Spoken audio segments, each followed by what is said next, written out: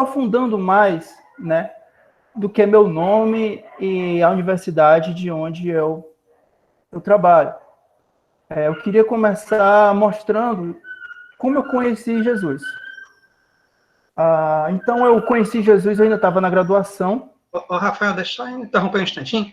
Uhum. Eu esqueci de começar a gravar logo no início. Uhum. Eu queria que você se apresentasse de novo para ficar registrado na gravação, que a gente vai colocar no canal do YouTube depois, quem quiser assistir novamente ou compartilhar, tá certo? Por favor, Rafael. Só um segundo.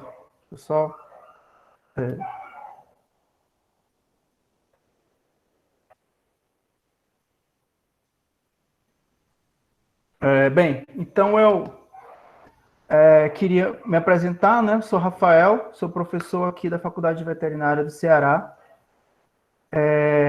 Algumas pessoas, conforme eu falei, eu conheço, né? Convivo, outras eu já conheci em alguns outros congressos ou eventos cristãos. Mas eu queria falar exatamente como eu conheci Jesus. Antes de eu falar exatamente da experiência com o evangelismo, com pós-graduandos, eu gostaria de conversar com vocês como foi minha experiência em conhecer Jesus de Nazaré. Então, eu estava na graduação ainda quando houve um projeto missionário, na época, pelo Movimento Estudantil Alfa e Ômega, hoje a Cru Campus, na minha universidade. Então, fui abordado no corredor, recebi um abraço grátis, fui convidado para um show do BMM, que é o Brasil Música e Missão, e depois eu fui exposto ao folheto das 4 leis espirituais. E eu acabei recebendo a Jesus naquele projeto missionário que tinha estudantes de todo o Brasil, lá na Universidade Estadual do Ceará. A partir de então, eu demorei alguns meses para, digamos assim, frequentar algumas reuniões cristãs na universidade, embora eu estivesse atrás, né, daquelas pessoas tão amáveis, né, tão atenciosas comigo. Então, comecei a me envolver, e aí eu cheguei no mestrado. E no mestrado, eu continuei trabalhando com estudantes na universidade. Ao final do mestrado, não, ainda na metade do mestrado, eu fui para um congresso estudantil na Bahia, em Salvador. E lá eu fiz um propósito de ser missionário de tempo integral para evangelizar estudantes. Bem, 2 semanas depois que eu voltei do congresso, eu recebi uma proposta para fazer o doutorado na Unicamp. E eu fiquei com aquela coisa, né? Poxa, como é que eu acabo de fazer um propósito de ser missionário e 1 semana depois eu recebo uma proposta dessa? Fiquei pensando até que ponto isso era, né, coisa de Jesus ou, né, uma tentação ou outra lá do outro lado da força. Enfim, depois de muito tempo de oração, eu decidi ir para a Unicamp. Né? Eu não sei, ainda não tinha uma convicção as coisas ainda estavam. Às vezes Deus vai revelando as coisas aos poucos, e eu fui fazer o doutorado na Unicamp. Quando eu cheguei na Unicamp, lá tinha a ABU e não tinha CRU nem Alfa e Ômega. E eu já vinha há uns 3 anos, digamos assim, diariamente envolvendo com as atividades dessa organização, né, com evangelismo, enfim. E aí eu caí em uma situação um pouco distinta, porque enquanto eu era da graduação, todos os meus amigos eram da graduação. E de repente eu me vi em uma cidade universitária, onde eu não tinha amigos, e os amigos que eu vinha fazer, todos eram da pós-graduação. E parece que de repente eu já não sabia mais, digamos assim, conversar ou ter aquele primeiro contato com alguns alunos da graduação para levar o evangelho.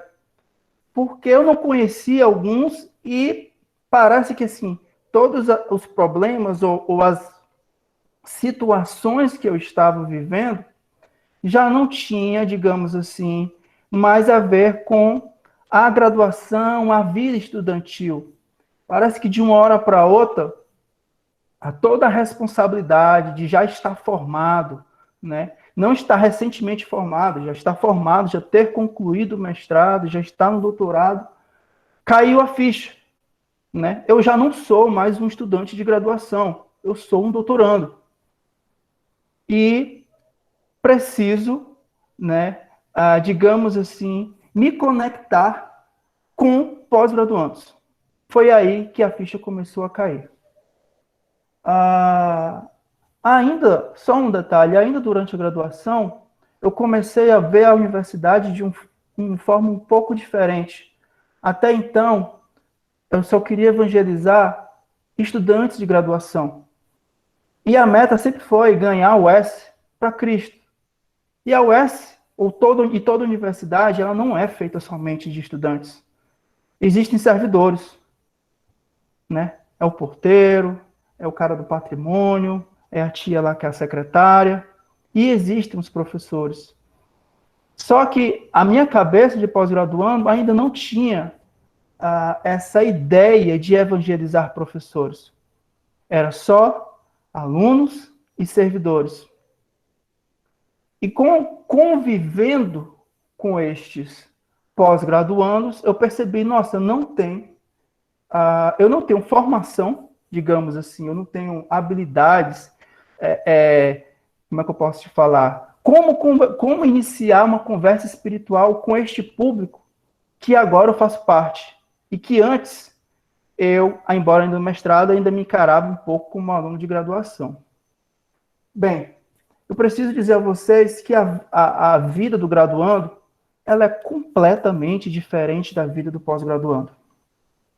Às vezes o mestrando ainda se encara bastante ainda como graduando, porque ele ainda está, digamos assim, iniciando ainda na vida da pós-graduação. Mas quando você está no doutorado, no pós-doc, ou você é um professor contratado, as dificuldades, as conversas, os problemas nas quais vocês estão expostos são bem diferentes.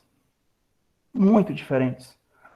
E sempre ficou essa questão, poxa, como começar? Como começar uma conversa espiritual? E existem algumas coisas que são muito comuns na vida do pós-graduando. Porque na cabeça dele, ele não é mais um estudante, ele já é um profissional, né? já está encarado como trabalha, mas existem pressões por parte da família e da sociedade em insistir em dizer que ele ainda é um estudante. Aquela velha coisa, quando você vai começar a trabalhar? Além do mais, existem outras preocupações que vêm na cabeça do pós-graduando. Bolsa, terminar a dissertação ou a tese no período, brigas com orientadores, discussões nos laboratórios. Então, se a gente for parar para pensar, ansiedade é algo muito comum na vida de um pós-graduando. Muito, muito, muito, muito. Orgulho, muitíssimo.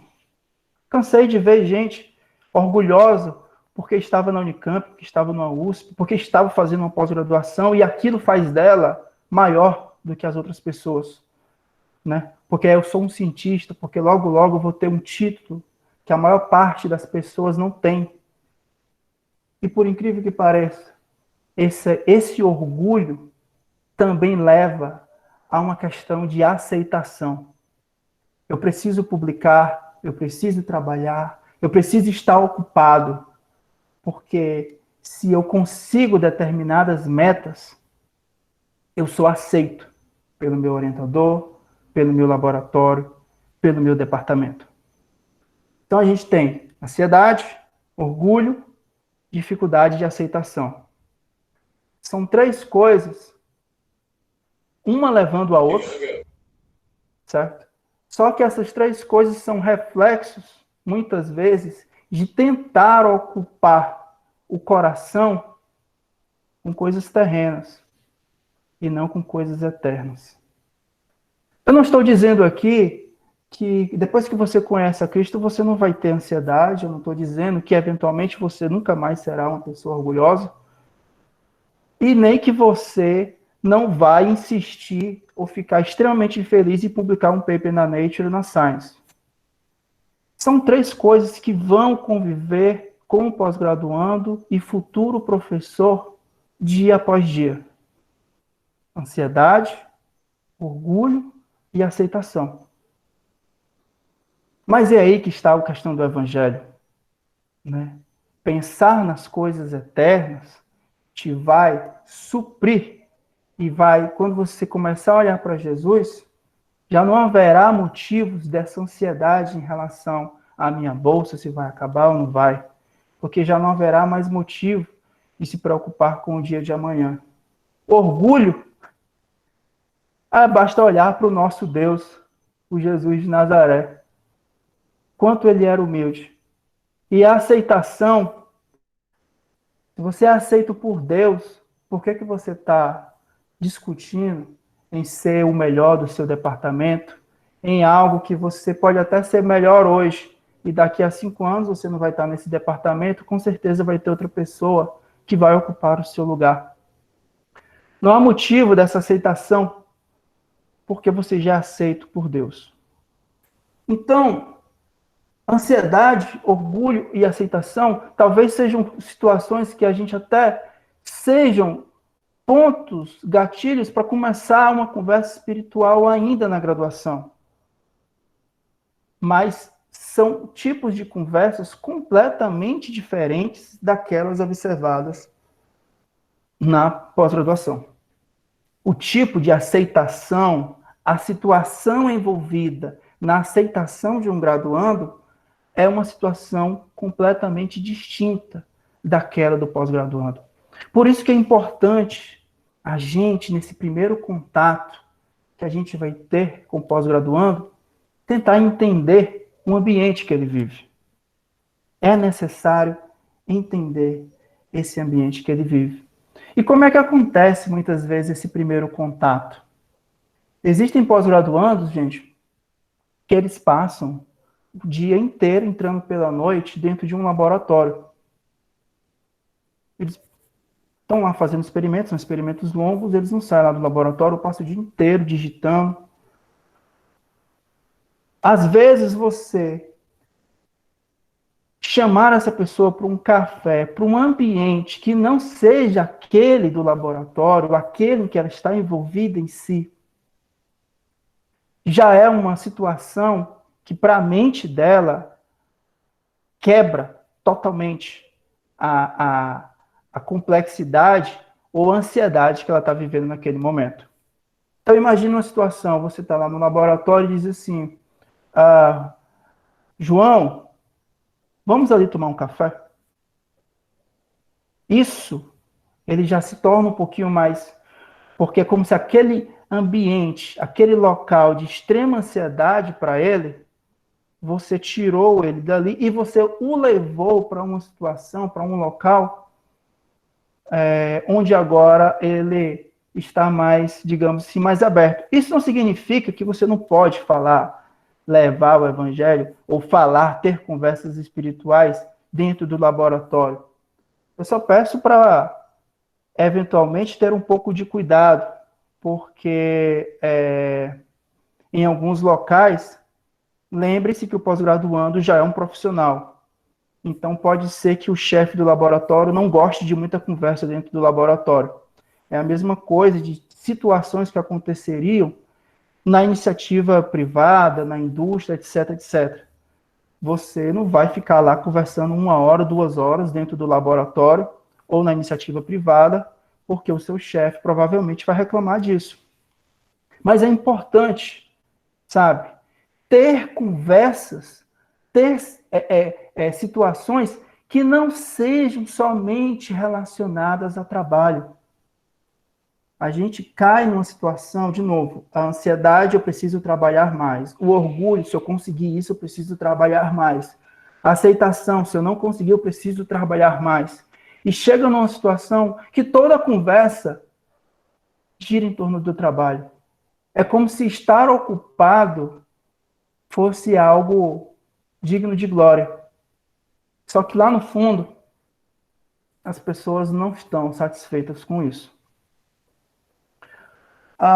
Passei por uma situação na Unicamp, então voltando para a Unicamp, onde a primeira coisa que eu fiz foi procurar outros cristãos que estavam na pós-graduação.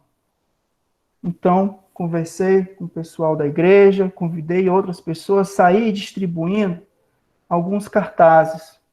E a primeira coisa que eu fiz, diferente daquilo que é observado na graduação é muito comum a gente procurar salas para ter uma reunião.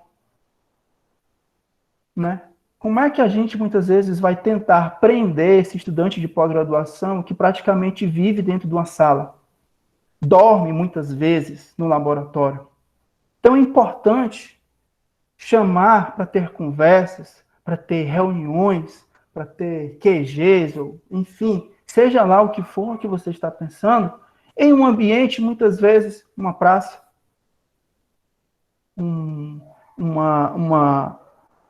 uma mesa, uma cadeira, um ambiente mais aberto. Algo que muitas vezes, dentro de um laboratório, não, vamos aproveitar esse momento que não tem ninguém aqui na hora do almoço e vamos fazer. Ali, muitas vezes, é uma extensão daquilo que ele já está vivendo. Então, procura um local aberto. Poxa, o cara já passa ali.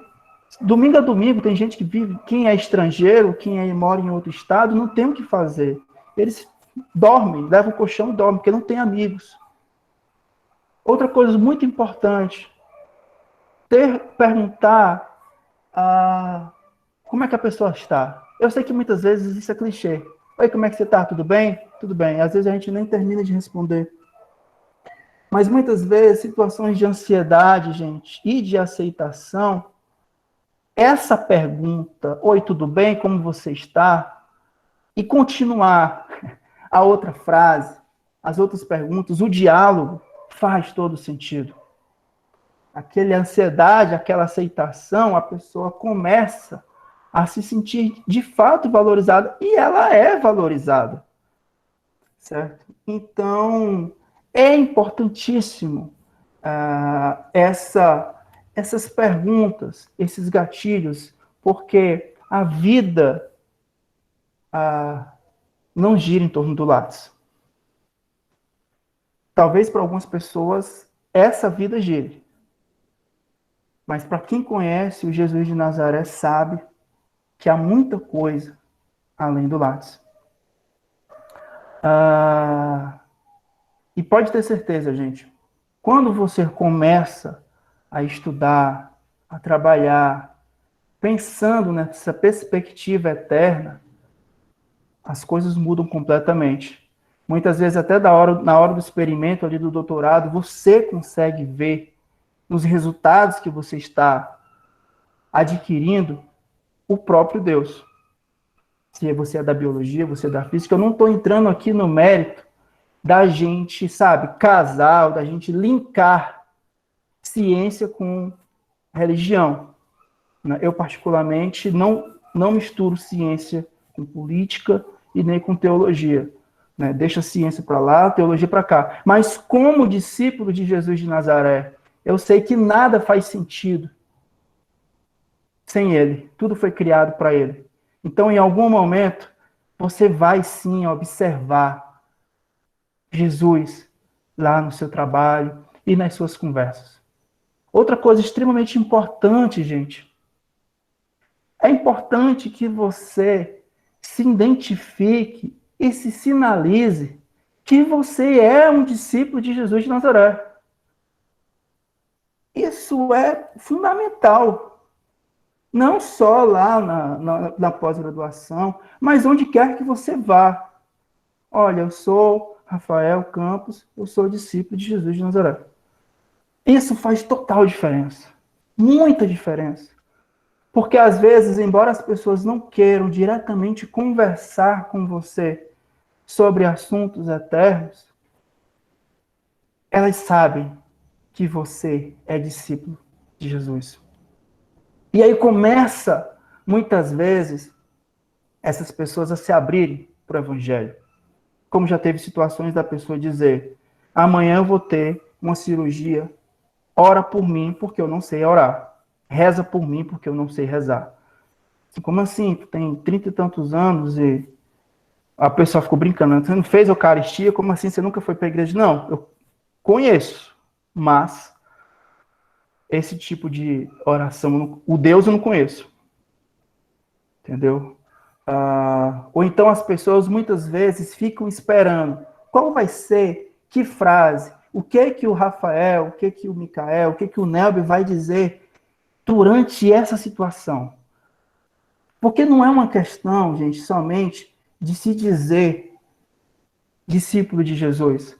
É de pegar, imagina que estamos falando de reino, é pegar uma bandeira e fincar no seu laboratório e dizer: aqui eu sirvo e todas as minhas coisas vão sinalizar o reino de Deus. Então, quando você se diz, eu sou discípulo de Jesus, é como se, vamos criar aqui uma metáfora, é como se você tivesse um estandarte, uma bandeira, Jesus de Nazaré. E muitas vezes, sem você falar, você vai falar de Jesus. E muitas vezes as pessoas irão lhe procurar e dizer: e você? O que você diz a respeito disso? Porque as pessoas sabem, sim, que você tem uma posição e que você defende o evangelho. Então é importante, de prima, sou um seguidor de Jesus de Nazaré. Olha, eu não vou trabalhar feito um louco, porque eu sei que o meu descanso físico é importante para a minha saúde espiritual. Eu vou trabalhar. Gente, eu não estou aqui dizendo que trabalhar é ruim, não, pelo amor de Deus. Né? Vários cientistas, vários professores, pesquisadores foram cristãos e deram uma contribuição enorme para a sociedade. Mas é preciso deixar bem claro o que é terreno e o que é eterno. Se você sabe que se você trabalhar muito e ficar muito cansado, você vai ficar extremamente exposto às tentações, à sua saúde espiritual, sabe, ficar um pouco prejudicada, não caia nessa de ansiedade, orgulho e aceitação. Porque há algo extremamente maior que não cabe. Não cabe. Em relação à perseguição, gente, existe sim. Na verdade, em todo canto existe. Na verdade, a universidade é um negócio, digamos assim, extremamente forte, né? E varia de campus para campus, né? Alguns campos esse lance de perseguição é mais forte, outros mais fraco. Mas fazer o quê? Né? O nosso mestre sofreu perseguição, mas muitas vezes, gente, essa perseguição ela acontece como falso pensamento a respeito do que é ser um discípulo de Jesus. Infelizmente, muitas pessoas que são ateus ou têm uma aversão ao evangelho, muitas vezes acontece por decepções ou frustrações que em algum momento da vida elas passaram. A partir do momento em que a gente começa a, de fato, né, mostrar e sinalizar o reino de Deus, muitas dessas perseguições, quando as pessoas começam a ver verdade no seu discurso, essas perseguições elas diminuem bastante. Diminuem muito. Isso não significa que, em alguns casos, essas pessoas assim vão querer ser discipuladas por você, mas elas simplesmente diminuem muito digamos assim, o preconceito ou a perseguição que inicialmente elas tinham com você. Bem, gente, eu gostaria agora de abrir, eu falei que 30 minutos, né, eu tinha conversado com o Nelber, para a gente abrir para possíveis perguntas que vocês eventualmente venham a ter. Eu só queria, antes de abrir para a pergunta, tem uma coisa extremamente importante que eu citei no início e que é muito forte para mim até hoje. Essa questão do propósito em relação a ser missionário e, de repente, deixar esse propósito de ser missionário e ir ser um pesquisador e um professor. Na verdade, durante um tempo, eu até disse, Senhor, mas será que tem uma coisa estranha? Pois eu fui lá e fiz o propósito, certo? E agora eu estou aqui na universidade e não estou fazendo aquilo que eu fui lá e assinei, ou que eu fui lá e que jurei, ou que me dispus a ser. É preciso entender para que Jesus está lhe chamando. Né? Chamado, vocação, né? Vocare. Se Deus está te chamando para você ser um missionário integral, seja lá no país, ou aqui no Brasil, aqui em Fortaleza, obedece o teu mestre. Mas se Deus está te chamando para você ficar lá na universidade, como um professor, dando uma aula boa, sabe? Sendo mordomo, cuidando, zelando daqueles alunos cujos pais muitas vezes estão acreditando que você está cuidando daqueles alunos, das coisas preciosas para alguns pais. Vai ser missionário, vai ser professor. Entendeu? Se Deus está te chamando para no seu laboratório, em uma situação de ansiedade, depressão, você chamar um aluno para tomar um café e falar de Jesus, ou falar que nem tudo é isso, é para isso que Deus está te chamando. Então não adianta você fazer outra coisa que não seja para aquilo que Ele está te chamando. É importante isso. Mas essa questão da vocação é algo assim que você vai saber. Em uma situação de oração, Deus vai saber. E não adianta, sabe, o departamento inteiro querer que você seja professor. Você até pode ser professor, mas algo dentro de você vai dizer: era para mim estar, sei lá na Amazônia, com os indígenas. Aqui não faz sentido para mim. Então, é você e Deus. Não existe mentor, coach, sabe? É Ele que te chama. E a voz de Jesus, ela é muito audível. Tipo assim, é como se tá ali, você consegue. Entendeu? Então, hoje eu me vejo vários missionários chegando, vários amigos. O missionário que me discipulou, o Léo não está mais em Fortaleza. O Léo está no Rio, acho. Rio, São Paulo, acho que está em São Paulo, Rio. E vários missionários que estão em Fortaleza, pode ser que daqui a 2, 3, 4, 5 anos não estejam mais em Fortaleza. Mas o Rafael, se Deus permitir, ele vai continuar lá na UES, na mesma universidade que ele conheceu a Jesus. Então, algumas pessoas vão ser, sim, missionários residentes. Outras pessoas vão discipular esses missionários residentes e vão em busca de outras pessoas. Então, em relação a essa questão da vocação, em algum momento ela vai ser bem clara. Eu só peço que vocês não fiquem assim, sabe, se fazer disso ansiedade. Né? Não faça disso ansiedade. O chamado é algo extremamente lindo. Não tem muita dor nisso. Entendeu? Bem, Rafael, você falou, e o que deu lá da Unicamp? Gente, evangelizar pós-graduando é um terreno fértil. É um terreno muito fértil. Deus quer pós-graduandos e professores. Então, como é que eu ia te falar?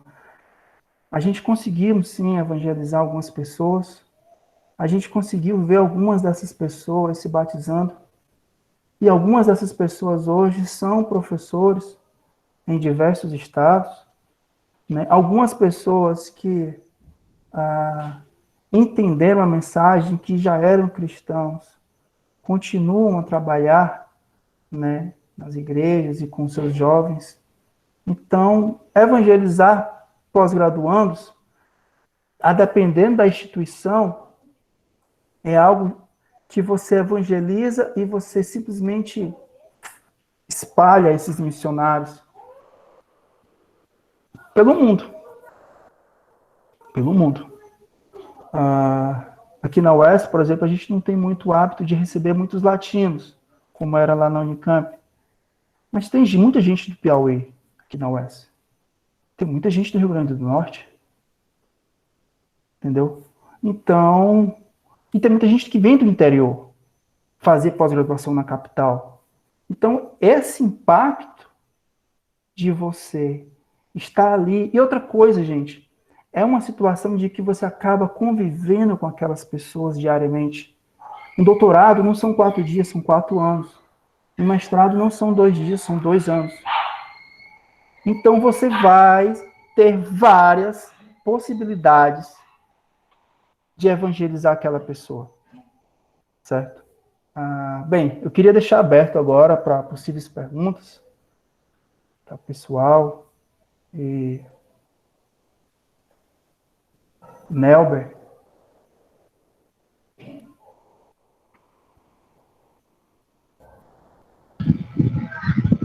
Bom, gente, então, já agradecer ao Rafael pelas primeiras palavras, né, por esse momento ele contou um pouco da experiência dele, e aí queria incentivá-los a interagir, né, perguntar ou compartilhar alguma coisa que vocês queiram, né, a gente teria aí uns 20 minutinhos para isso, e eu acho que é um momento muito rico, né, o propósito principal desse momento era troca de experiências e motivação. Acredito que aqui nós temos, eu consegui identificar alguns professores, né, que a gente conhece, outros talvez não, né, muitos estudantes de pós-graduação, que a gente sabe que muitos já estiveram envolvidos com a PRU, outros não, e a gente sabe, gente, que vida acadêmica,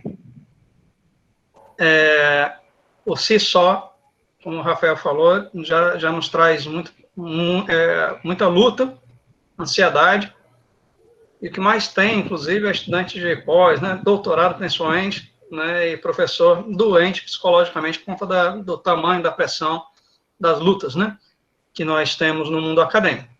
Então, eu acho que é um momento muito rico, uma oportunidade muito rica. Eu considero um privilégio poder ter contato com outros cristãos como eu, né, que passam por essas mesmas lutas, né? Como a palavra diz que, né, as mesmas lutas, né, acontecem com o irmão, né, em todo mundo. Então, assim, é muito bom ter esse momento com vocês, e eu queria incentivá-los a aproveitar esse momento. Então, se quiserem comentar alguma coisa que o Rafael disse, ou perguntar alguma coisa para ele, né, fiquem à vontade também, certo? Vou esperar um pouquinho vocês interagirem, eu tenho umas perguntinhas aqui para fazer também, mas eu vou deixar as minhas por último. Aí não briguem, certo? Então, quem quiser falar no áudio, tá melhor, mas se não, pode escrever no chat que a gente lê aqui. Enquanto os demais vão, Lucas, pode falar, fica à vontade, Lucas. Boa noite. Opa. Eu queria compartilhar um sentimento e ver a opinião de vocês, são professores que têm mais experiência do que quem está ainda na pós-graduação. Eu estava lendo essa semana o livro de 1 Reis, e mostra lá, falando sobre Salomão, né, que Salomão pede sabedoria, depois essa sabedoria é dada para ele, mais riquezas e outras coisas, e não havia nada o que ele não dominasse, né? Ele descreveu peixes, ele descreve rochas, descreve plantas, essas outras coisas. E depois desse tempo bíblico, a gente vê, por exemplo, Newton, que tem uma tendência cristã, né? Kepler, e agora mais próximo da gente, no próprio Brasil, a gente vê cristãos como Gustavo Hasse, que foi premiado como 1% dos cientistas mais produtivos ou mais importantes no mundo.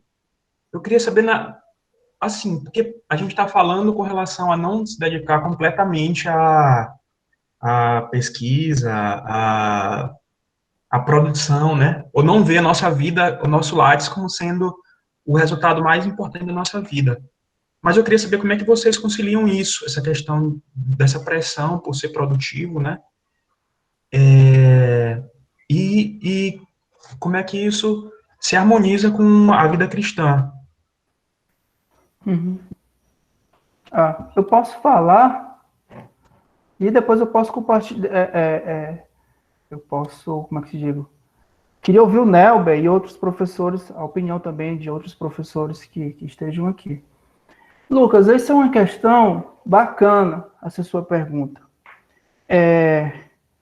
Porque muitas vezes, quando a gente pensa assim, de olhar mais para o céu e menos para as coisas terrenas, às vezes dá a entender que a pessoa está esperando somente o céu e não vivendo o terreno. Na verdade, muitas vezes tem a ver não exatamente com isso, mas, por exemplo, durante o seu trabalho, você está, digamos assim, glorificando a Deus. Durante o seu trabalho, você vê, poxa, você citou físicos. Nossa, como isso faz muito sentido, como isso está harmonioso. Nossa, Deus está aqui, eu vou continuar estudando. Né? É possível você pensar no céu e ser muito produtivo. Porque no final das contas, Lucas, quem abençoa o seu trabalho é Deus. Eu conheço muita gente que trabalha feito um maluco na bancada, mas trabalha assim, sabe? De você ver, se for por conta de horas de trabalho, o cara vai ser o próximo prêmio Nobel. Tá tudo errado o experimento, sabe? O cara dá errado, vai ver, estatisticamente não dá aquilo que o cara queria, chega no meu. Isso acontece independente do cara ser cristão ou não cristão, né? Essas hipóteses, muitas vezes, ao longo da sua pós-graduação, você tem que reverter. Mas, quando você ora, é aí que está a questão. Por exemplo, eu vou escrever um artigo científico. Eu digo, Deus, me capacita para escrever esse artigo científico. E eu vou escrever o artigo científico. Outra coisa é dizer, eu já estou com doutorado, já sou professor, já sei essa linha aqui, já trabalho desde 10, 15 anos, eu sei de tudo, eu não preciso de Deus. Aí tu manda o artigo para revista e é negado. Então, é essa questão, é você colocar, muitas vezes, o eterno no seu laboratório. Né? É perfeitamente possível, sim, ser produtivo. Eu queria ver a opinião do Nelber, e se tiver algum outro professor aqui, como eles lidam com essa questão da produtividade e de manter-se, digamos assim, conectados com Jesus.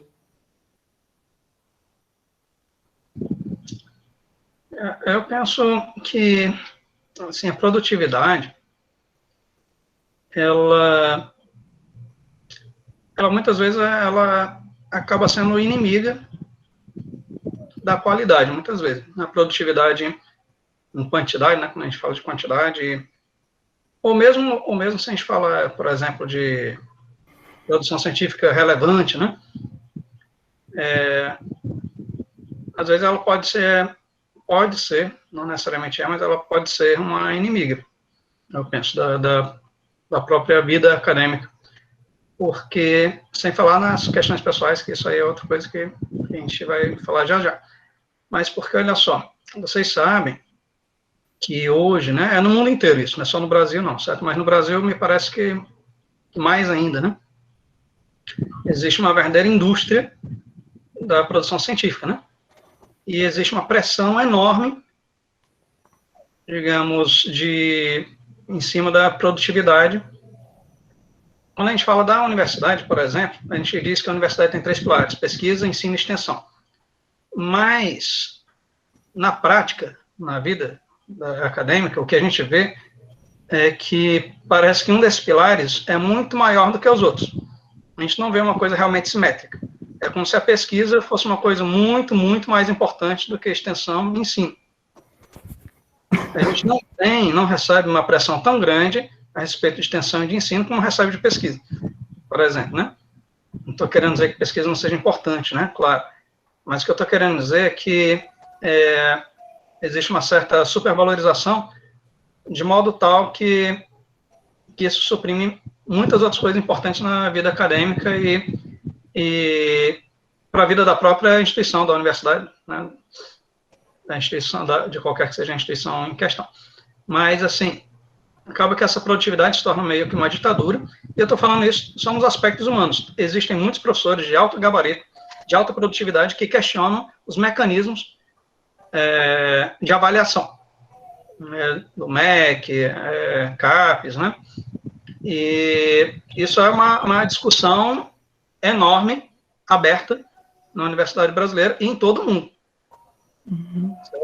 Mas quando a gente olha para a história, né, desde antiga até recente, existem grandes pesquisadores, né, grandes nomes da ciência, da tecnologia, todas as áreas que a gente for procurar, que levaram muito tempo dedicados a uma única pesquisa, demoraram para ter uma publicação, né, significativa, mas quando tiveram, foi algo revolucionário. É o nome mais conhecido, Einstein, mesmo, né? Naquele tempo, é claro que se avaliava as coisas diferentes, né? Se a gente pensar, talvez Einstein, nos dias de hoje, pelo menos no Brasil, talvez não conseguisse recurso para nada, para fazer pesquisa nenhuma, porque ele não tinha alta produtividade. Mas o que ele produziu, depois revolucionou.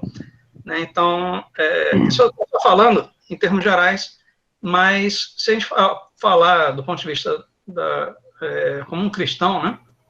A gente sabe que isso se afunila mais ainda. Porque eu entendo que nós não devemos ser movidos por produtividade. Nós devemos ser movidos por uma visão que Deus nos dá. Né? Acredito que tenha pessoas para quem que Deus chamou para servi-lo. Assim, todos nós somos chamados para servir de várias formas. Eu não acredito que existe uma única forma de servir a Deus, servir ao reino de Deus. Eu penso que Deus coloca diante de nós um leque de oportunidades para servir. Mas, estou tomando muito tempo, vou tentar resumir mais. Mas, assim, eu acredito que tenha pessoas que Deus chama para servi-lo principalmente através da pesquisa científica. Que Deus deu dons e talentos para pesquisar, né? Deu visão, deu dons, talentos e visão. Dons, talentos e visão, essas 3 coisas aí, né? Para usar a vida daquela pessoa para trazer uma revolução para a humanidade, talvez, solução para um grande problema da humanidade. Eu penso que Deus chama pessoas para isso.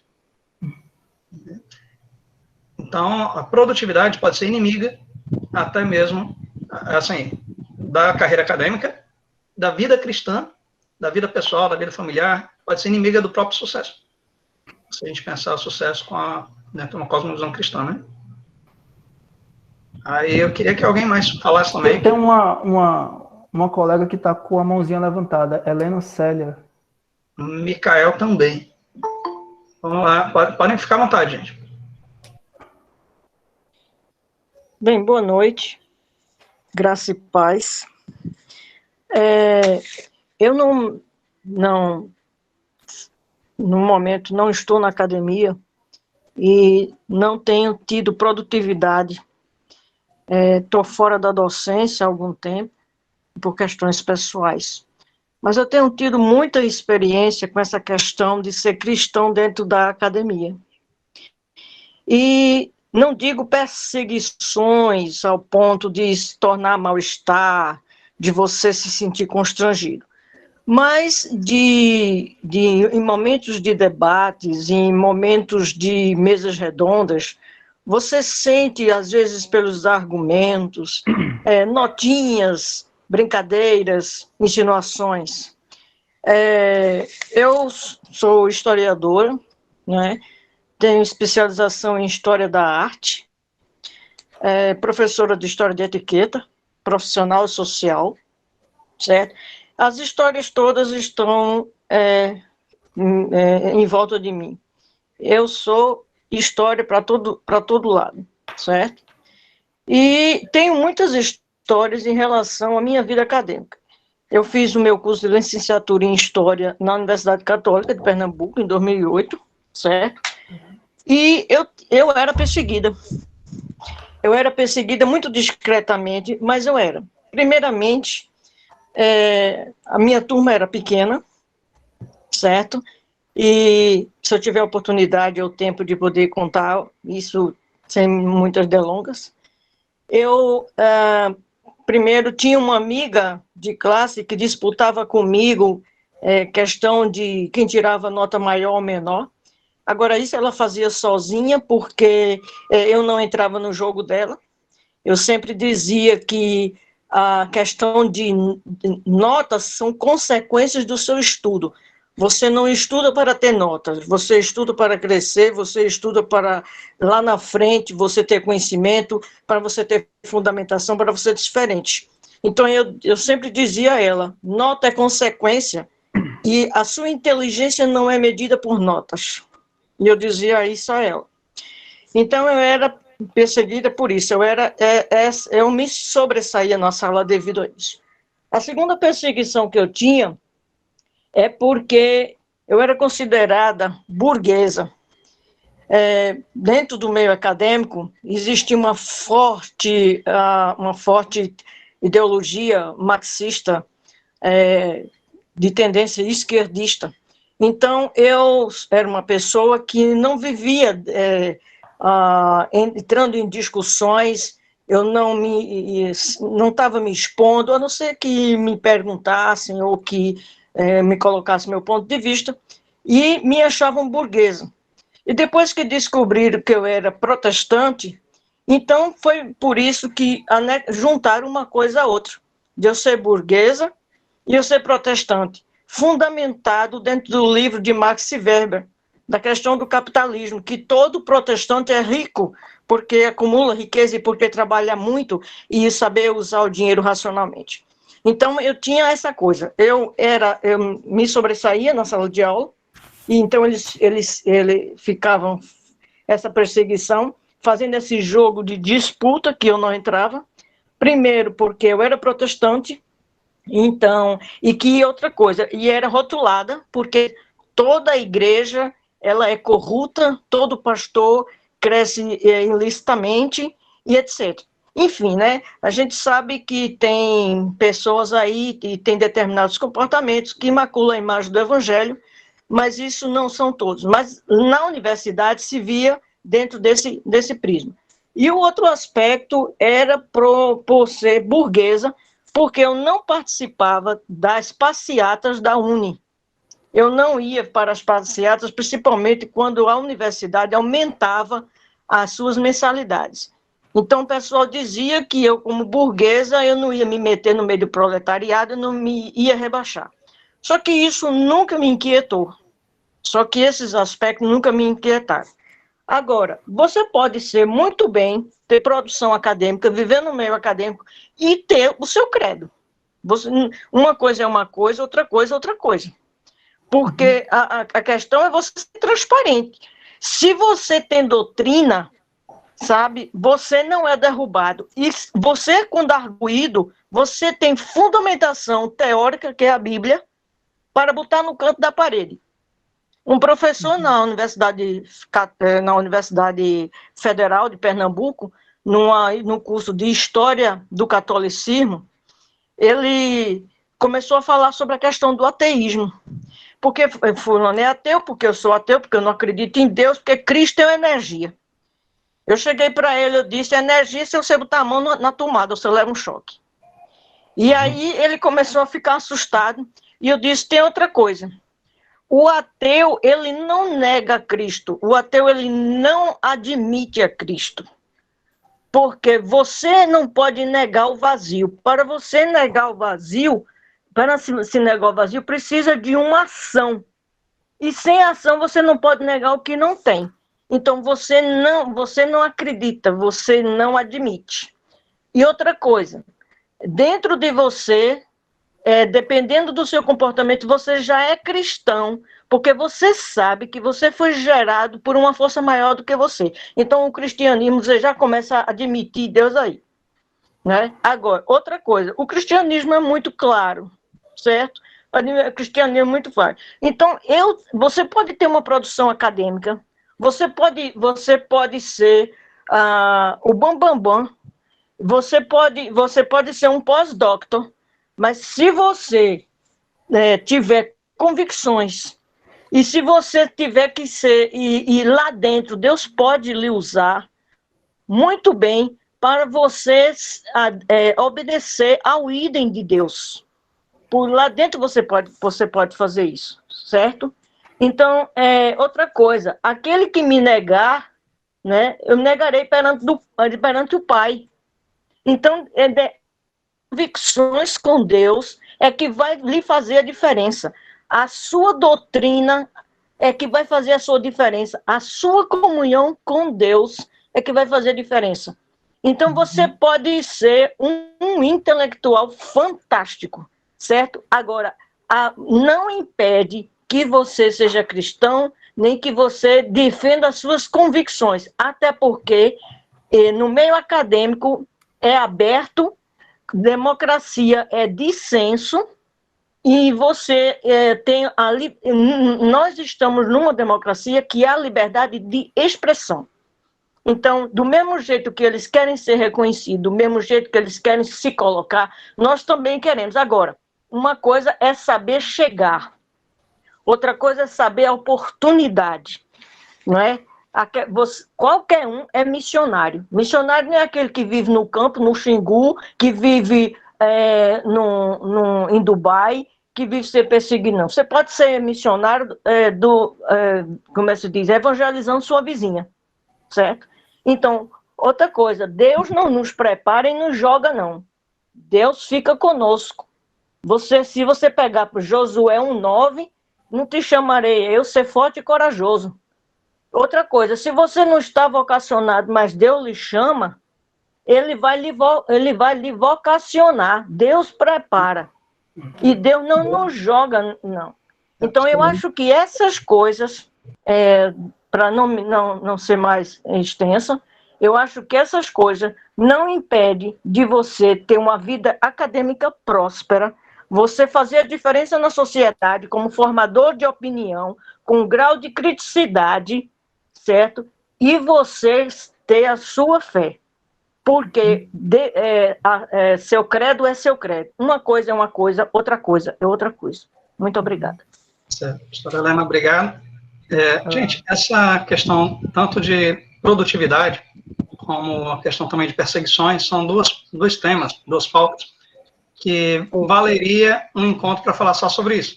Não, eu posso só finalizar? Pode ficar à vontade, Rafael, pode ficar à vontade. Obrigado, colega Helena, né? Só para fechar aqui a questão do Lucas, às vezes a gente vê a pesquisa como é que posso te falar? Nesse tripé, né, de ensino, pesquisa e extensão muito forte na universidade, porque a universidade ela tem um papel importantíssimo em gerar o conhecimento. A humanidade, ela espera que novos conceitos, novas hipóteses saiam da universidade. Outra coisa extremamente importante em relação à produtividade é que depende muito em que meio, em que tipo de população você quer atingir. Então, imagine que, eventualmente, você pense em ter alguns amigos da Academia Brasileira de Ciências, da Academia Brasileira de Medicina. Gente, você só vai conseguir se aproximar dessas pessoas se você publicar.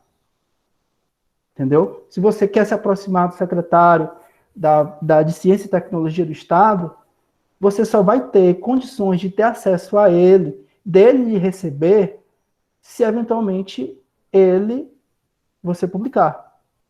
Agora, isso depende da magnitude de onde você quer chegar, né? Enfim, eu queria só para fechar isso, né? Porque às vezes passa uma impressão de que não, a gente precisa esperar o céu e não fazer, e se acalmar, que não, o nosso papel como cristãos é também, de alguma forma, diminuir as dores, né? Do ponto de vista de evangelho, propriamente dito, o que a gente deve levar é arrependa-se dos seus pecados porque o fim está próximo. Mas como acadêmicos, a gente precisa criar novos conceitos, como o colega citou o Newton, como o colega citou Kepler, para de alguma forma tentar trazer um pouco mais de conforto neste mundo. Tudo bem? Não, eu vi que várias pessoas fizeram perguntas aqui no chat. Se depois quiser. Deixa eu resgatar aqui, mas enquanto procura, gente, só reforçando, são temáticas que a gente pode depois fazer um encontro só para tratar disso. Produtividade, né? Produtividade, vida cristã, alguma coisa nesse sentido, e outra sobre essa questão de como lidar com a perseguição no mundo acadêmico. Né, a Bíblia fala muito sobre isso, né? De Gênesis, Apocalipse, existe perseguição ao povo de Deus, e a gente tem que aprender com eles, como eles se comportaram nas diversas situações, né, diante da perseguição. E não é algo que deve ser incomum para o cristão. E a produtividade também, né? A Bíblia também mostra de capa a capa como homens e mulheres de Deus lidaram com a questão do sucesso, né? E como glorificaram a Deus com isso. Eu acho que são assuntos muito importantes para quem está no mundo acadêmico, mas a gente pode programar um encontro para falar disso, especificamente, certo? Eu vou resgatar aqui essas perguntas, né? Alguém perguntou aqui, a Larissa, que já saiu, mas ela perguntou, Rafa, você se lembra de alguma experiência marcante de evangelismo nesse contexto que você compartilhou? Olha, eu lembro de várias. Uma pessoa dentro do laboratório chegou para mim e disse: e aí, o que você está esperando para falar de Deus para mim? Do nada. Logo de manhã. Entendeu? Teve outra situação que eu evangelizei e um cara disse: beleza, você pode falar o que você quiser, mas saiba que Jesus para mim é só mais um Gandhi. Um líder qualquer. Eu não o considero como Deus. Esse tipo de conversa é uma conversa também, gente, interessante, porque você precisa entender o seu campus. Você precisa entender o que as pessoas pensam a respeito de Jesus para que você consiga, de certa forma, se preparar para uma conversa como essa. Então, eu tenho dois exemplos bem distintos. Uma que uma pessoa do nada chega, e aí, vai falar de Deus ou não vai? Né? Tá enrolando por quê? E a outra pessoa que já chegou logo mandando essa, para mim, esse seu Jesus é qualquer um, é mais um revolucionário, então, pode falar dele, só não diga que ele é Deus. Então, é importante entender essas duas situações. O Rafael, lembra que falou também que no seu grupo, né, de estudo, né, no seu pequeno grupo lá na Unicamp, você chegou a ver pessoas que se converteram, que chegaram ainda até o batismo, né? E aí, você pode falar um pouquinho disso? Também? Posso. Então, assim, foram pessoas que foram, digamos assim, se aproximaram do grupo, né?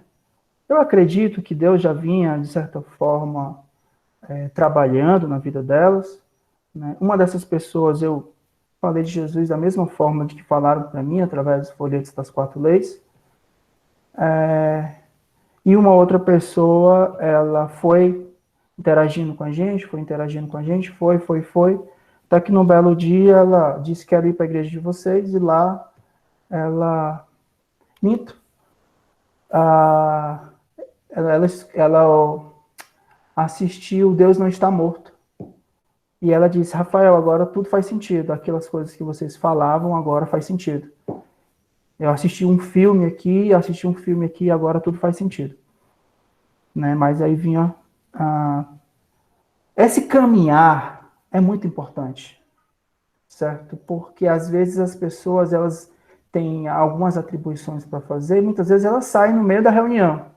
O fato da pessoa sair do meio da reunião, porque eu tenho que ir no bandejão, ou porque eu tenho que ir para o laboratório, a gente não pode desanimar. A semente foi lançada.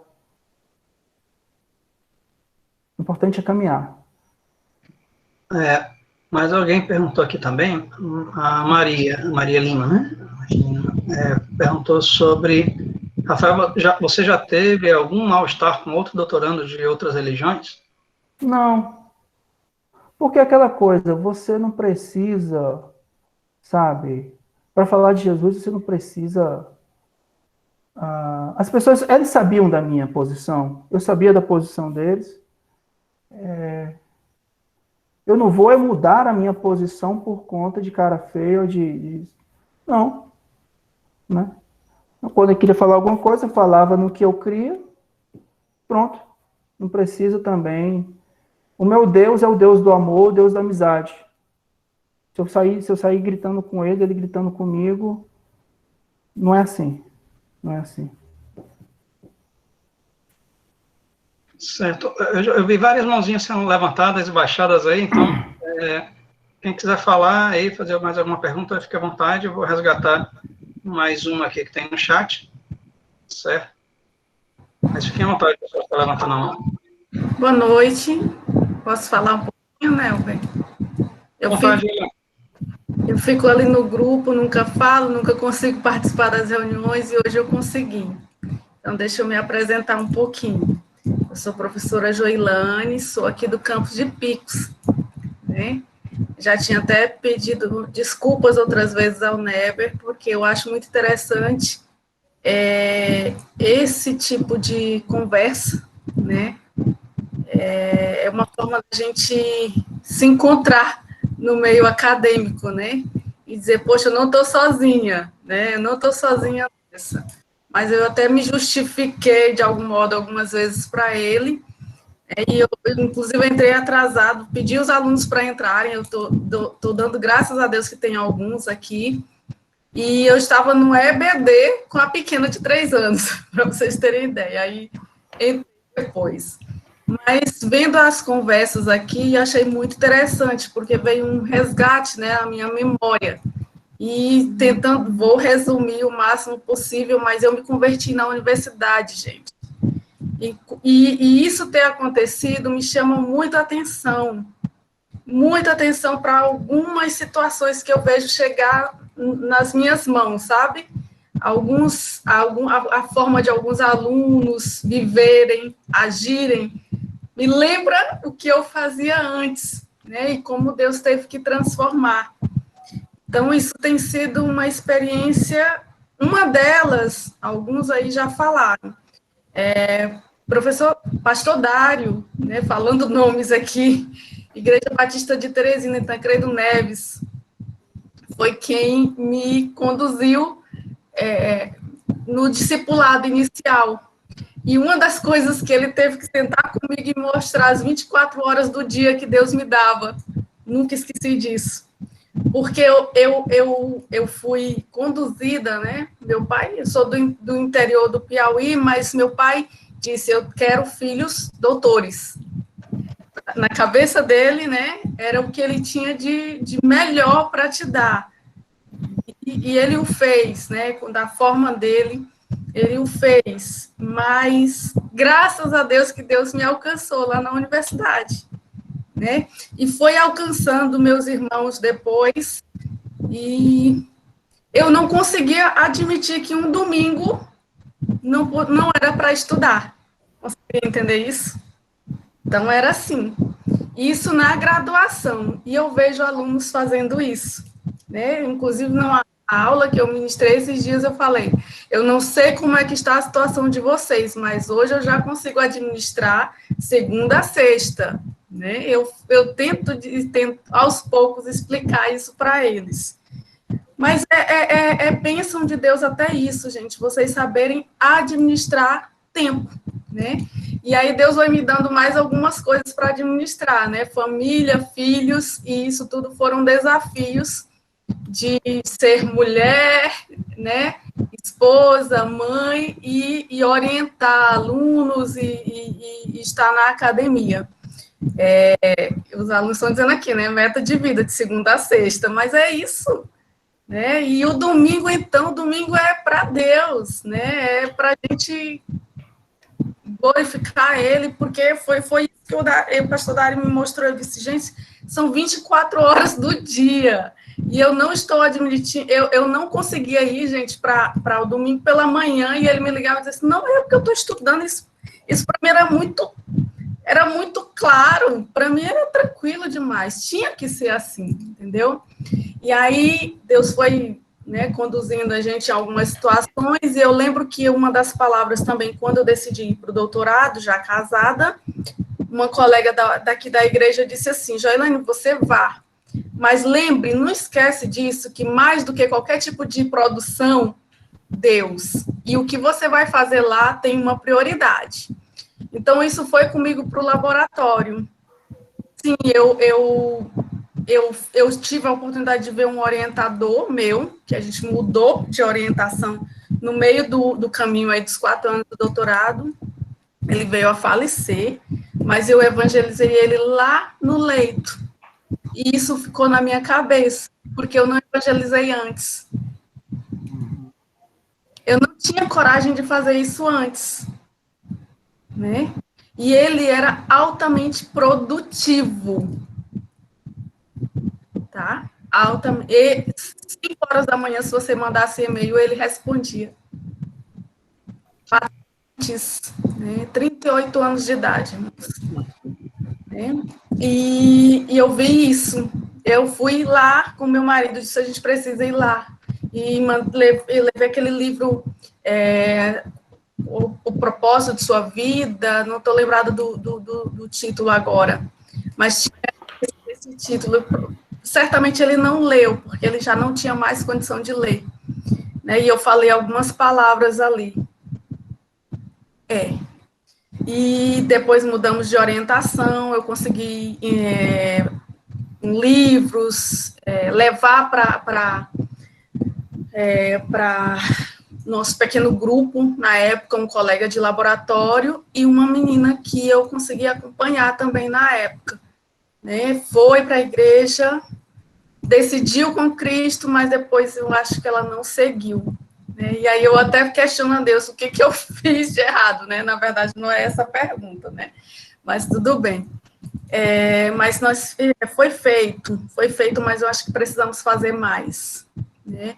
Essa que eu fui atrasado, foi no tempo errado, ou será que a gente tem passado, né, tem deixado passar algumas oportunidades, irmãos? Eu acho que vale a pena a gente refletir sobre isso, viu? Obrigado, Juliana.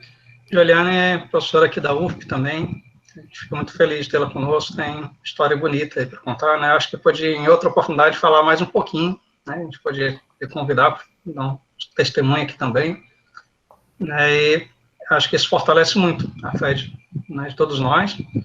Acho que principalmente o pessoal que está aí na pós, que está desejando, né, cultivando aí esse desejo de ficar na vida acadêmica mesmo. Queria só falar uma coisa aqui que tô doido de vontade de falar, me coçando para vocês. Né, a Juliana falando aí, eu refletindo aqui, né? Deus nos deu, olha só, cada um de nós aqui é um acadêmico, isso significa um privilégio, porque se a gente comparar com a população brasileira, fazemos parte de quantos por cento da população, né? que são acadêmicos, assim, que chegam na pós-graduação.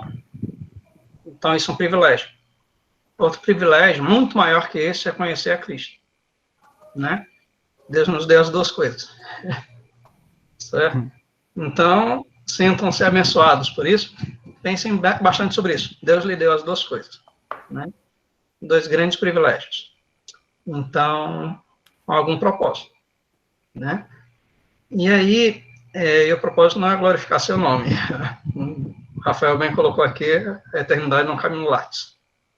Jesus não teve um lápis, né? Nem nada semelhante. Ontem a gente estava pensando no devocional da gente. Estou tomando aqui um pouquinho a palavra, desculpa, mas acho que é tão importante.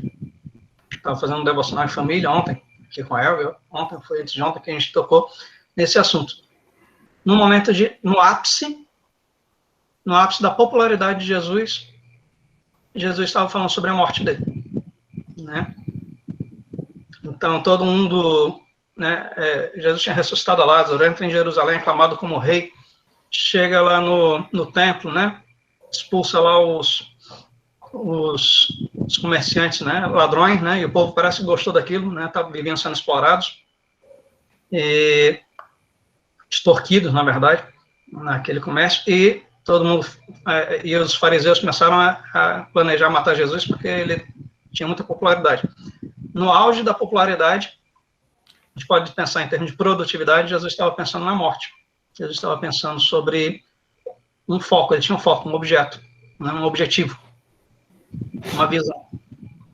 Né, e essa visão dele não sucumbiu diante do sucesso. Na verdade, ele não veio para fazer sucesso, ele veio para glorificar o Pai e para servir, salvar vidas. Né?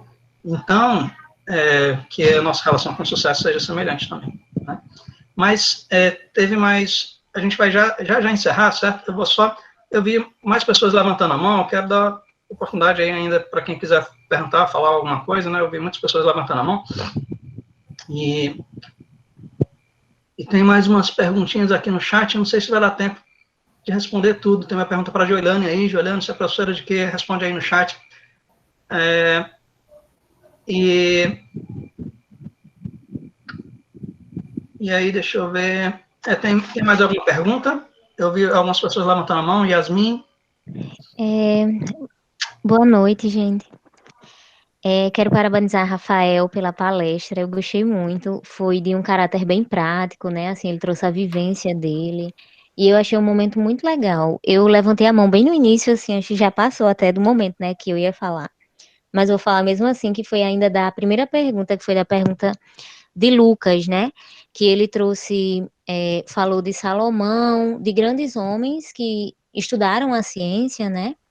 E aí, o que ele trouxe foi mais ou menos assim, às vezes, né? Enquanto cristãos, pode-se criar até um certo nível de desprezo pela ciência, porque é como se, tipo assim, não, a gente não foi chamado para isso, para desenvolver essas coisas, a gente foi chamado para evangelizar, para pregar e tal, não sei o quê.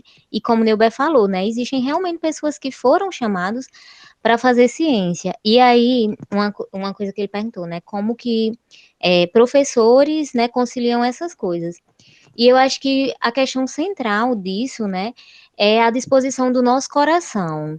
É onde está o nosso coração. Por exemplo, um cientista que não é cristão, ele vai estudar, vai fazer uma experiência, mas ele vai estar analisando, ele não crê, né, numa espiritualidade, ele só crê no materialismo, né, assim, no naturalismo. Ele é naturalista, ele só crê naquilo, né, no que é material.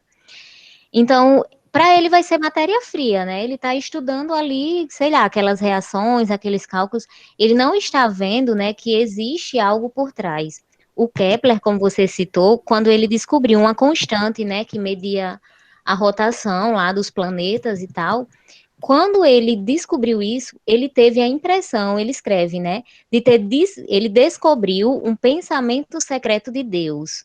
Porque é como se, quando Deus estava, a reflexão que Kepler teve ao ter uma grande descoberta científica. Ele pensou, não, quando Deus criou os planetas, ele estava pensando nessa constante. E agora nós sabemos que constante é. Então, significa que aqui era um pensamento secreto de Deus, que agora nós temos conhecimento.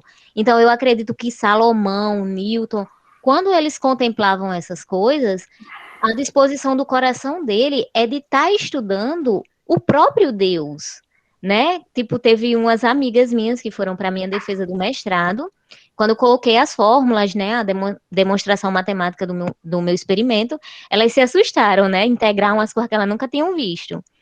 E aí, eu brincando com elas, eu falei, isso para mim é como um versículo, né? Quando você vê lá um salmo e você se alegra, eu sou de termofluido, né? Então eu estudo padrões de comportamentos na natureza, né? E a partir de padrões de comportamento eu consigo prever coisas, né? E é assim que a ciência funciona. Aí eu brincando com elas, isso para mim é um versículo, né? Significa que eu sei exatamente o que vai acontecer se eu colocar um determinado valor, eu sei exatamente o que eu vou obter. Porque Deus é o Deus da organização, ele fez o mundo de forma lógica. Então, ele nos dá a capacidade para entender a lógica por trás das coisas. Então, eu acho assim, que você consegue ser um cientista cristão tendo essa visão, né? A questão é o seu coração, né? Como você identifica as coisas. Então, assim, isso lhe dá ânimo para pesquisar, né? Porque você não desanima, você não está estudando uma coisa fria, morta, indiferente. Você está estudando, assim, a criação de Deus, sabe?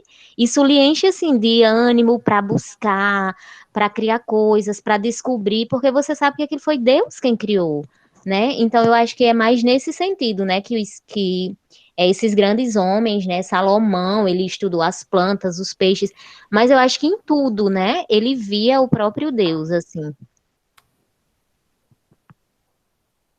Maravilha, Yasmin. É isso mesmo. Rafael, pode ficar à vontade. Gente, nosso tempo já está correndo, vou só... infelizmente, não dá para a gente abrir para mais perguntas, porque já são quase 8h30, já estamos com quase 1h30, né?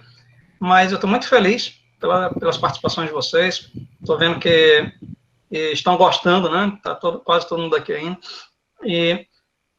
E assim, a gente poderia passar horas aqui, né? Tantas demandas, eu acho, para conversar, né? Sobre esses assuntos.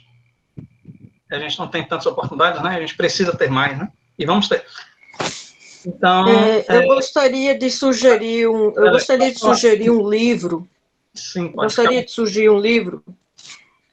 Eu gostaria de sugerir um livro muito interessante do pastor Augusto Nicodemos, que é sobre a questão da cristianismo na universidade, a prática da integração da fé cristã e a academia.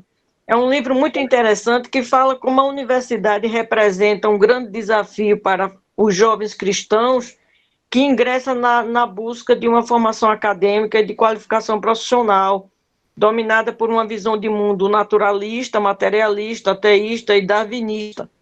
E a academia não confronta aquilo que o cristão aprendeu no lar e na igreja, mas também cria um ambiente hostil para o que abertamente professam Cristo como Senhor. Então, longe de intimidar-se, o cristão deve ter normal conhecimento da história da ciência, do papel fundamental do cristianismo, no surgimento das fraquezas evidentes da visão de mundo naturalista, como alvo de permanecer firme na fé e ter como responder a seus professores e colegas da classe quando indagados sobre aquilo em que crê.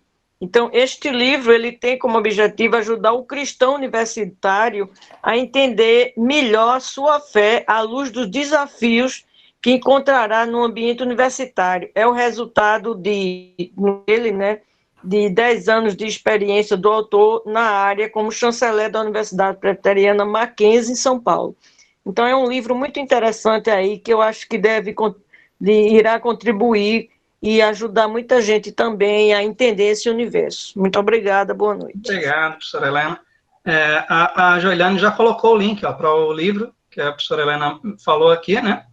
Joeliane já colocou lá da Amazon. Então, eu já vi, eu não li, mas tenho boas referências no livro, realmente.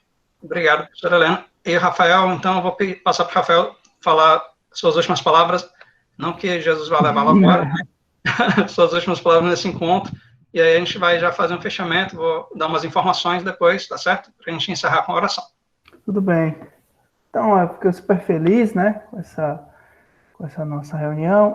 Bem, O que eu diria, gente, encarem a universidade como um local de transformação da sociedade, do ponto de vista de inovação tecnológica e de conceitos, mas também encarem a universidade como um campo missionário. Repense, você que é professor, você vai passar 20, 30, não sei como é que está o lance agora da aposentadoria, 35 anos, todo santo dia, de segunda a sexta, alguns de segunda a sábado, outros. Eu, como trabalho com experimentação animal, às vezes eu vou ao dia de domingo para ver como é que estão os animais. Será que esse local é muito mais, ou é simplesmente meu local de trabalho, ou eu posso e devo falar do Jesus de Nazaré aqui? Entendeu? Então, vejam sua vocação, seus alunos, ore pelos seus alunos, né? Se envolvam com eles. E eu acho isso extremamente interessante, certo? Porque é como se fosse o evangelho na sua forma integral, na sua forma por completo. Não existe essa de, não, Deus está no meu trabalho, e Deus está na minha família, Deus está no meu lar, Deus está no meu relacionamento, Deus está no carro que eu vou comprar, no meu tempo, como eu gasto meu tempo, como eu gasto com Netflix, como eu gasto, enfim, no meu lazer. Deus também está no seu trabalho. Se você trabalha na universidade, Deus está lá. Deus está lá com seus alunos, com os equipamentos, na sua sala. Deus está aqui. Deus está aqui e está na equação da Yasmin. Deus é Deus. Amém. Amém. Muito bom, gente. Dá vontade de a gente ficar muito mais tempo juntos, né? Mas vamos ter outras oportunidades, né? Assim, estamos com alguns webinários já marcados. A gente vai estar divulgando melhor aí nos canais, mas vocês já podem anotar desde já. Temos dia 16 de abril, um webinário com o professor Daniel Hurtado. Ele é professor da Universidade Autônoma da Bolívia, e da área de engenharia civil, mais precisamente engenharia de transportes, na verdade. E ele inclusive, é o desenvolvedor de um sistema de trânsito, não sei bem como chamar, mas que é utilizado lá na cidade de Santa Cruz. E é o diretor também, ele é o diretor do Módulo U da Bolívia, certo? O Módulo U, né, o movimento docente universitário da CRU, ligado à CRU, e lá na Bolívia, né? E tem muitas histórias belas, belíssimas. É um homem de oração, ele e sua esposa, né? Um homem e uma mulher de oração. E, assim, eu sou de muitos testemunhos muito bonitos. Eu já teve a oportunidade de testemunhar para o ministro da Defesa lá da Bolívia, né? Tem testemunhado em vários lugares onde ele anda. Ele está falando de Jesus em palavras, em modo de vida, em cuidado, né, com as pessoas também. É um homem de intercessão, está sempre disposto e desejoso de orar por todo mundo, né, sempre nos perguntando, né, pelo que pode orar por nós. É uma pessoa que vale muito a pena a gente ouvir, tem muitas experiências muito bonitas para nos contar. Então, estaremos com ele no dia 14 de abril. Podem marcar aí, nesse mesmo horário, certo? E depois, logo na semana seguinte, vão ser 2 semanas seguidas. Na semana seguinte, teremos o professor Douglas Mateus novamente. Ele já falou para nós, né, uma vez, em janeiro, né? Mas eu acho que a maioria dos que estão aqui não ouviram. O professor Douglas Mateus, ele é professor da Universidade de Wisconsin, nos Estados Unidos. É um professor de alta produtividade, um professor top, né, de linha. E, no entanto, ele é um missionário na universidade, né? Já serviu, inclusive, no Oriente, né, como missionário de tempo integral. E ele estará também conosco no dia 23 de abril. Né, então, anotem aí também. 16 de abril, professor Daniel Hurtado. 23 de abril, professor Douglas Mateus, nesse mesmo horário, certo? E, por último, quero também lhes convidar a lerem esse livrinho que eu coloquei agora, o link aí no chat. A Irlane, ela colocou aí no chat os canais do YouTube e do Instagram, do Modo U. Já temos alguns materiais, algumas coisas lá, certo? Queria que você desse uma olhada. E esse livrinho, eu queria incentivá-los a ler, né? Tem esse livro também que a professora Helena colocou aqui, né, do Augusto Nicodemos, uma ótima recomendação, e eu queria também incentivá-los a lerem esse livrinho, que é um livro da CRU, né, da CRU Press, publicado, os autores são um missionário de tempo integral da CRU, e uma professora também de altíssima produtividade lá da Penn State University, né, lá Pensilvânia, e ela é uma professora premiada, professora na área de escrita avançada, né, e ela é uma das autoras, e o outro é o Rick Hove, que é o diretor da Faculty Commons, que é o ministério docente da CRU nos Estados Unidos. Então, com larga experiência, décadas de ministério, né, trabalhando com professores também, e estudantes de pós-graduação, muitas histórias belíssimas para contar também, certo? Então, eu queria incentivá-los a lerem esse livro.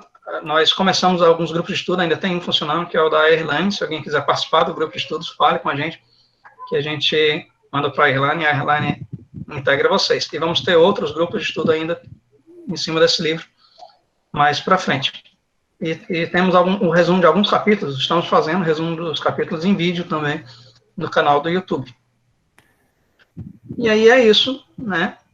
Aí quero reforçar os agradecimentos a todos, certo? Muitas pessoas muito queridas aqui, né? Alguns aqui no Brasil, outros até fora, né? A Jéssica passou por aqui, hoje está fora, né? Está estudando fora. Da CRU também, né? Aqui, professores da UFP. Eu identifiquei, deixa eu ver de onde mais. Muita gente do Ceará, né, do Rio Grande do Norte também, acho que da Bahia. Bom, estou muito feliz pela presença de todos. Tem gente aqui do Rio também, de São Paulo, né, tem bastante. Temos a Paraíba, né, então, Pará, né, então temos gente do Brasil todo, né, muito feliz com vocês aqui. E o que a nossa oração tem sido que essas ideias, sementinhas, tem cearense na Paraíba também, as cearenses estão dominando o mundo, né? Cearense aqui no Piauí, né?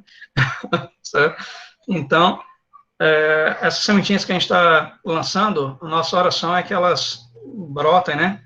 Em todo o nosso país, né? E na América Latina, né? Nossa visão é movimentos no Brasil e na América Latina, movimentos de docentes, estudantes de pós-graduação, voltado para, né, estudantes de pós-graduação, docentes e estudantes de graduação também. E funcionários técnico-administrativos. Então, que é aquele público que a CRU Campus, ela já tem mais dificuldade de alcançar, né? Então, divulguem também, convidem outros, e orem para saber como Deus quer lhe usar. Né? Deus com certeza quer lhe usar, sem dúvida. Falei que Deus lhe deu o privilégio de ser um acadêmico, e o maior privilégio ainda é de conhecer Jesus. Então, você está num lugar estratégico, um lugar privilegiado, com o maior dos privilégios. Ajude outros a experimentarem também isso, né? E Deus lhes deu propósito, significado, e acredito que Deus está lhes dando uma visão, né? E nossa oração é que essa visão, ela se concretize, né? E você não se perca, né? E que essa visão, se está meio embaçada, que no caminhar, dando pequenos passos de fé, ela vai se abrindo. Porque caminhar com Deus é também como quem caminha meio que numa neblina, né? Numa estrada bem curtinha, bem estreitinha, né? Não curta, uma estrada longa, estreitinha e cheia de neblina à frente. Né? Você não sabe o que tem à frente, mas sabe que Deus lhe mandou ir por ali. Então, você dá pequenos passos de fé. E à medida que você dá alguns passos de fé, aquela neblina, você vai conseguindo enxergar um pouco mais o que está à frente, né? Então, Deus vai lhes clarear a visão. Se está embaçada, Deus vai clarear, certo? Mas dê passos de fé. E mantenha os olhos nele, fixos nele, tá certo? Então, vamos orar para encerrar, né? até o dia 16, até o dia 16. Espero que vocês estejam conosco e convidem outros. Tá certo? Antes de eu orar,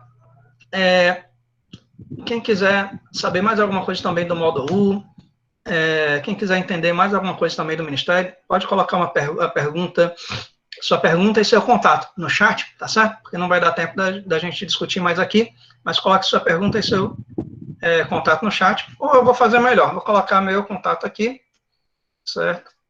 Meu WhatsApp, você pode mandar uma mensagem para o meu WhatsApp.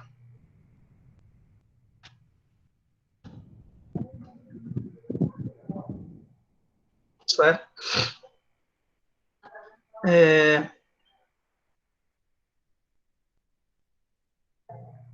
O WhatsApp, meu e-mail. Se vocês quiserem saber mais alguma coisa, conversar alguma coisa mais sobre o módulo 1, mais esclarecimentos, aí está no chat, tá certo? Então vamos orar.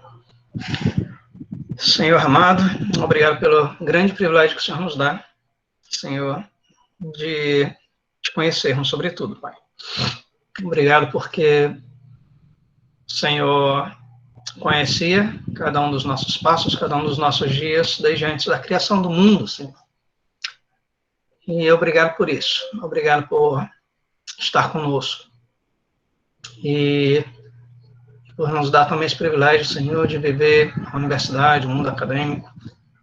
Acredito que para alguns talvez tenha sido um fardo pesado de carregar, Senhor, a vida acadêmica, Senhor.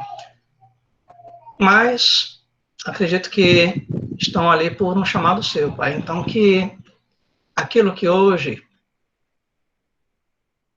lhes parece um fardo, oh, Pai, que o Senhor lhes dê alegria, lhes dê paz, lhes dê prazer mesmo de viver a sua vontade ali.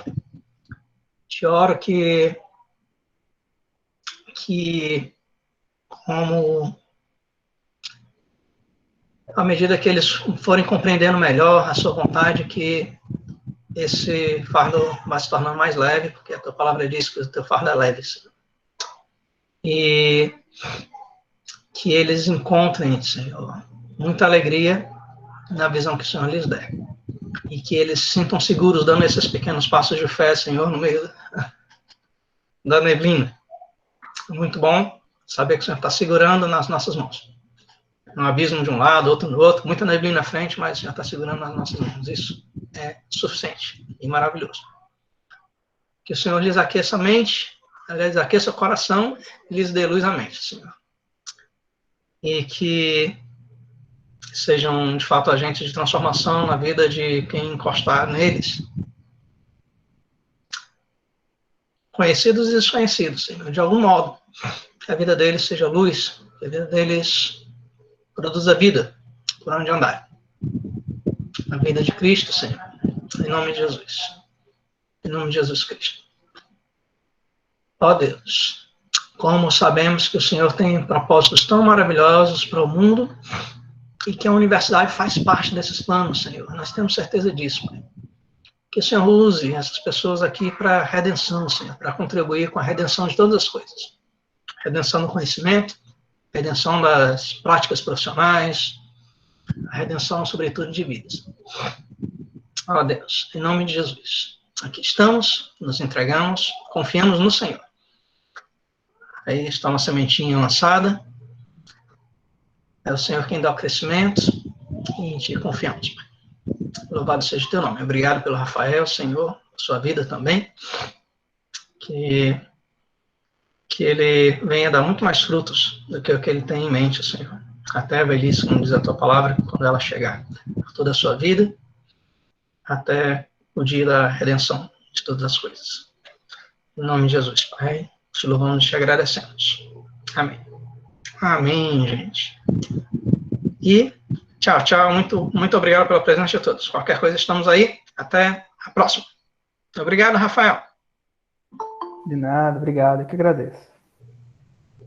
Tem gente ainda chegando, mas já estamos terminando, gente. Abraços. Tchau, tchau.